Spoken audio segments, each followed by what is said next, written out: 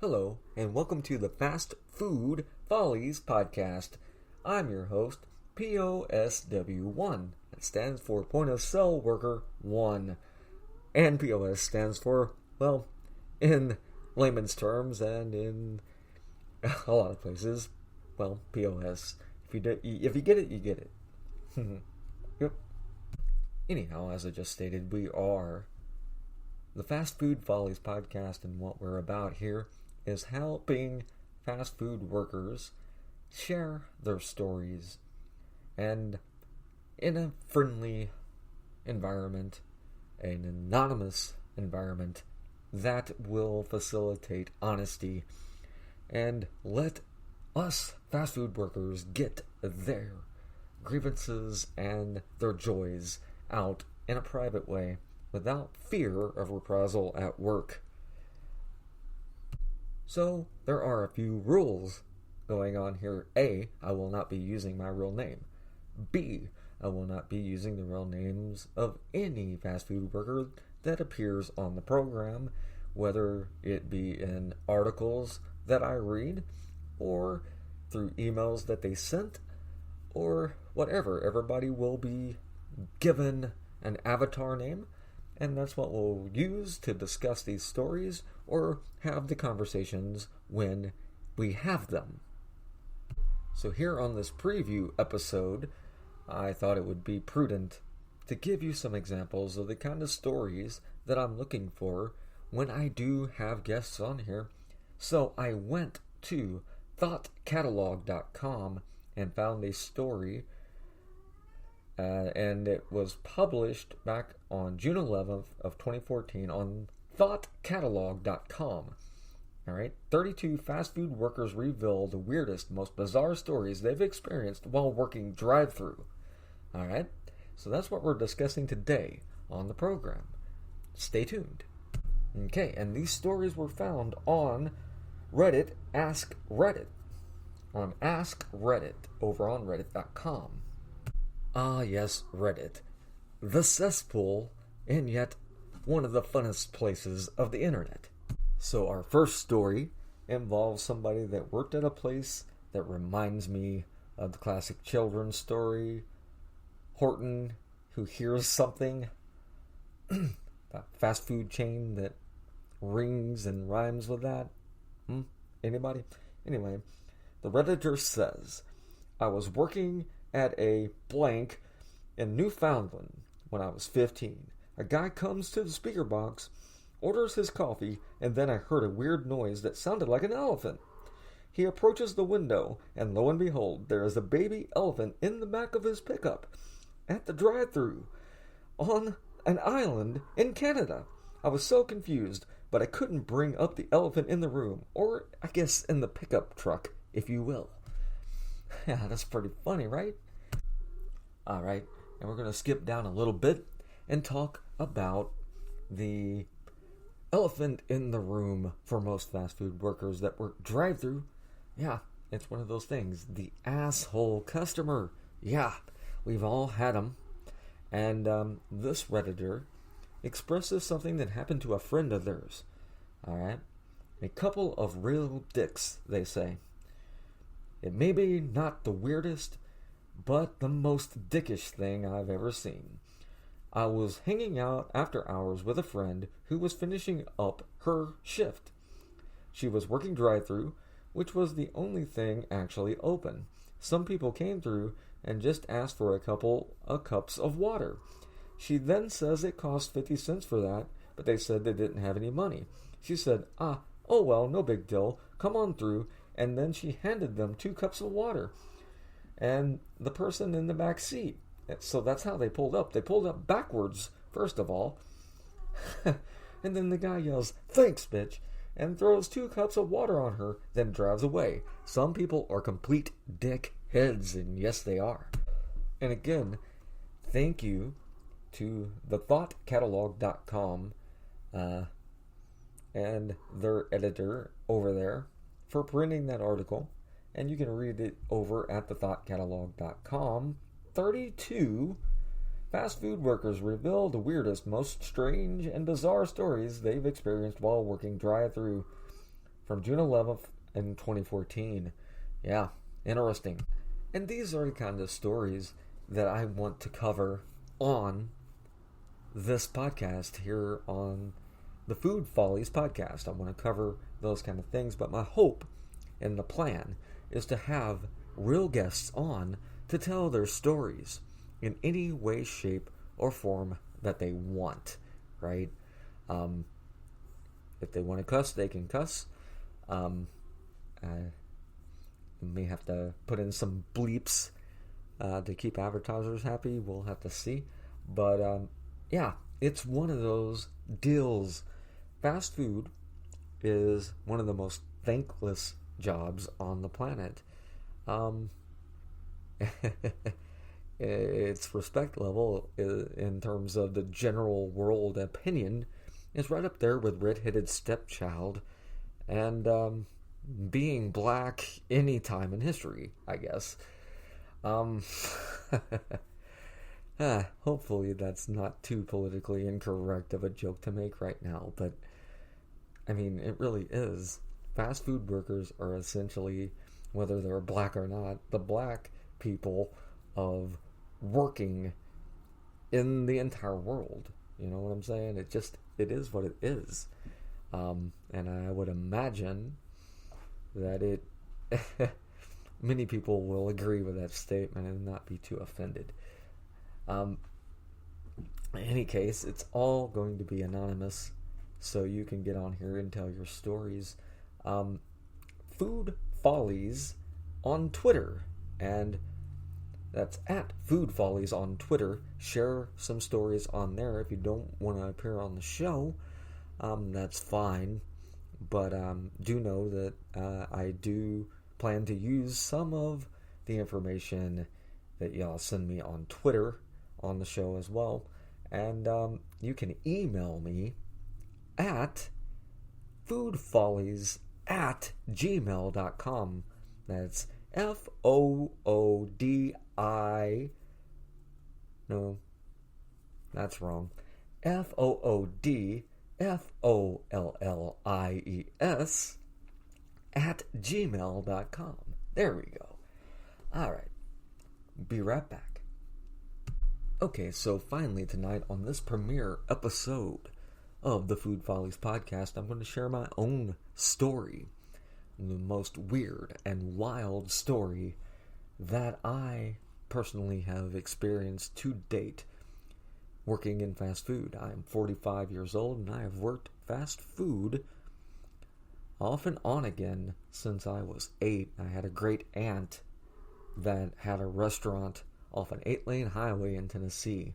So that was my first experience with food service, customer service, and cooking was back then. But I myself have been in the food service industry my entire life. So, at one point, I will not name the chain, but at one point I was a acting GM, but my main position was actually that of shift manager / crew trainer for a internationally known hamburger chain. Our tale begins in July of 2008 in southern Indiana, USA.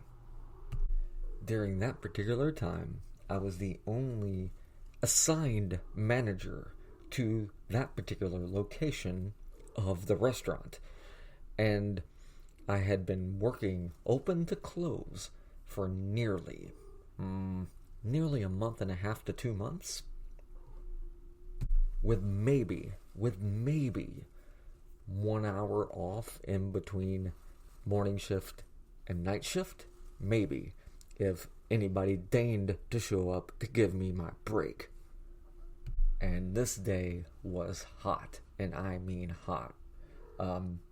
On record as the hottest day in the history of southern Indiana.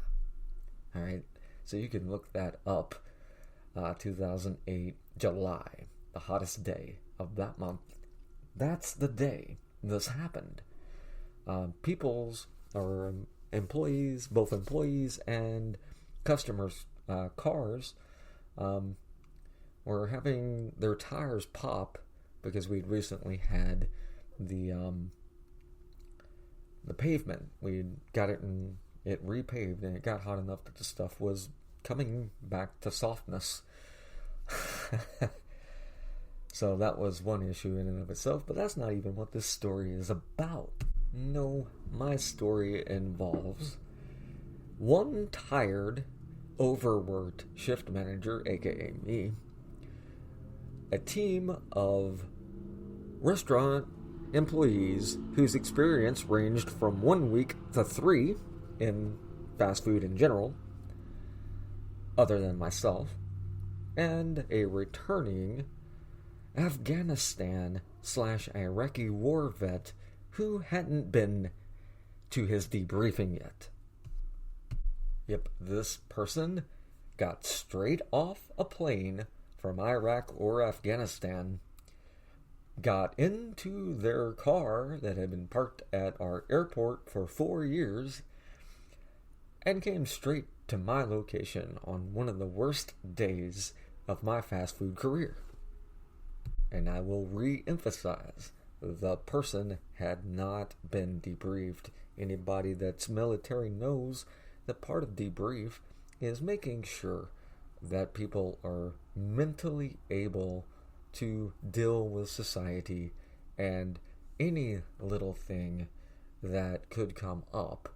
Make sure that their transition from active duty back to civilian is smooth for both parties involved, both the public and the military personnel. It's a super important step, and this guy had skipped it.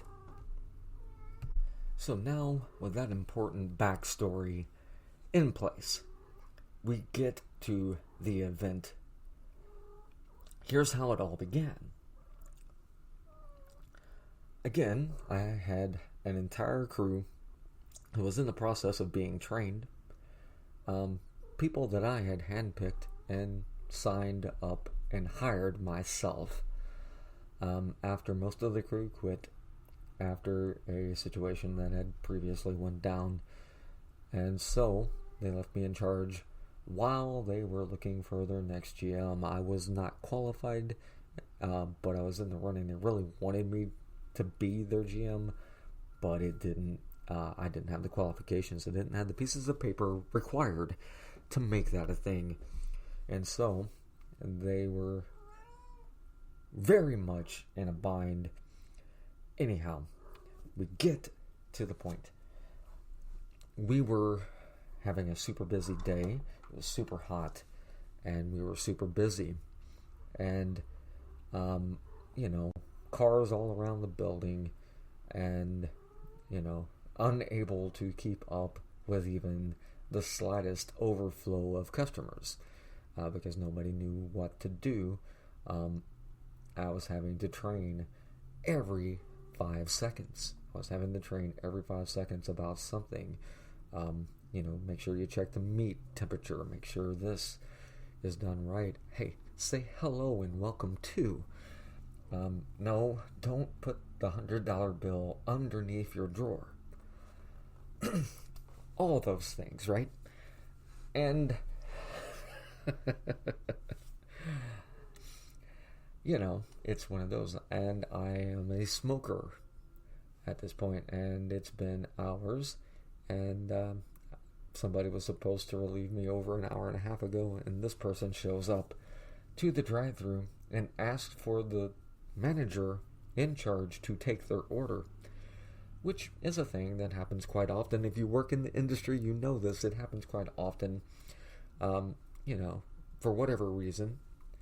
And this guy had a pretty decent reason for wanting the manager to be the one to take the order, So, we get the order and everything, and it was a fairly large order. This person ordered 15 potatoes with sour cream and all the fixins, and like 2 gallons of chili, along with a number of hamburgers and things like this. The grand total on that order turned out to be about $173. And I informed them after taking their order that it would probably take us in order of 30 to 40 minutes to get that order together completely. Because as I stated, this person was in full uniform, was still in full uniform, had some accommodations right there on the chest for you to see, and I wanted to make sure that absolutely everything was perfect about this order. So I told them 30 to 45 minutes. And as soon as they pulled off and I got the money and everything like that, I had 2 copies of the receipt with everything like that. I wanted to make sure this was absolutely perfect for the gentleman. And, so we proceeded to get the order together and everything. And they were actually kind enough to leave their phone number in case we get it done early, and we did. We got it done in record time. We got it done in like 15 minutes. And, everything. We got it together. Still took care of the rest of our orders. I was having a spot of sunshine on one of the worst days I had ever had. Alright. So the man comes back. He gets his food and everything. And he goes, "Hey, sour cream's in there, right?" I'm like, "Yes, sir, it is." Alright. And, to my dismay, as he's pulling away, and he's pulled out at full tilt. I swear he left our drive-thru at 60 miles an hour and hit the main thoroughfare to go on to his destination. I notice a bag left out, sitting right next to where all the food had just went out the window, and it is a bag full of all the condiments. Every condiment he had asked for sitting in a bag, not with the rest of the stuff. And I had my best people working on it and everything else, and the poor girl working drive-thru at that point forgot to hand them that bag. They thought it was part of the next order. It was the condiment bag. Well, about a half hour later, this gentleman comes back, this time with his sidearm in clear view, asking to speak with me. Now keep in mind that I had tried to contact the gentleman as soon as he pulled off in a huff out of our drive-thru. I had tried to contact him with the number he had provided, and as it turned out, as I would find out later from my debrief with HR, he had turned off his cell phone because the military was trying to get a hold of him to go to his debrief, and he just wasn't having it. But I digress. The point is, I had found myself in the middle of what could have easily been a real world falling down type scenario.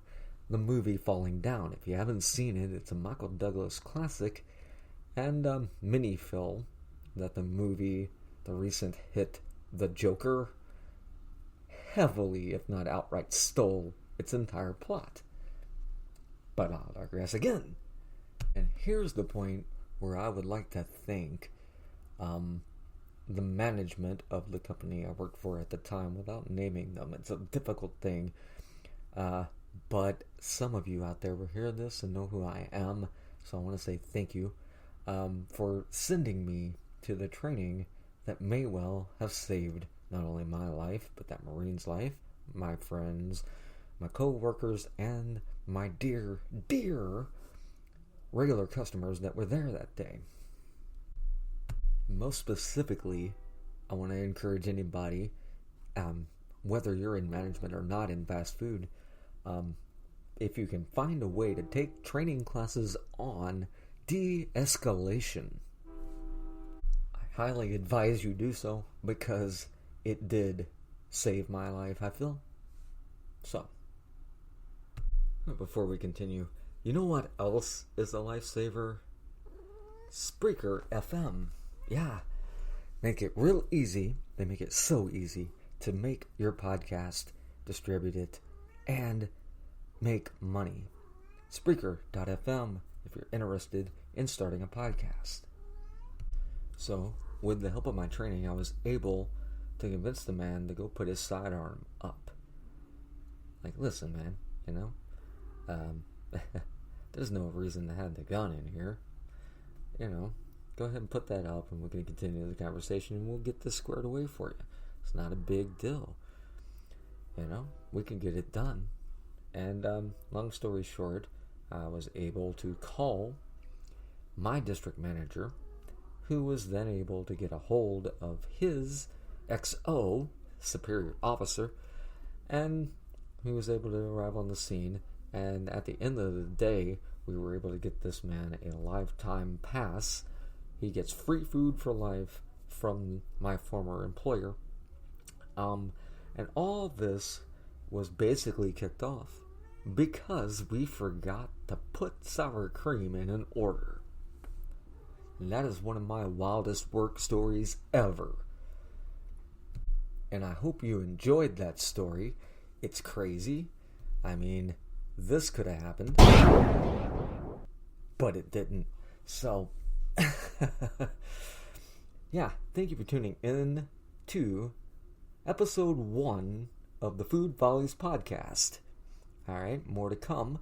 Follow Food Follies on Twitter, at Food Follies on Twitter. Find our page on Facebook. There's nothing really on there yet. That's where you guys come in. Send us your favorite fast food service memes. Yes, do you want fries with that shake? That kind of thing? I need the memes, man. I need the memes. Send them on in. We need to laugh. We need to have fun. We also need to get things off our chest, which is what I did tonight. Alright. I need those memes, man. Twitter, Food Follies. There. Also, Food Follies at Gmail. Alright.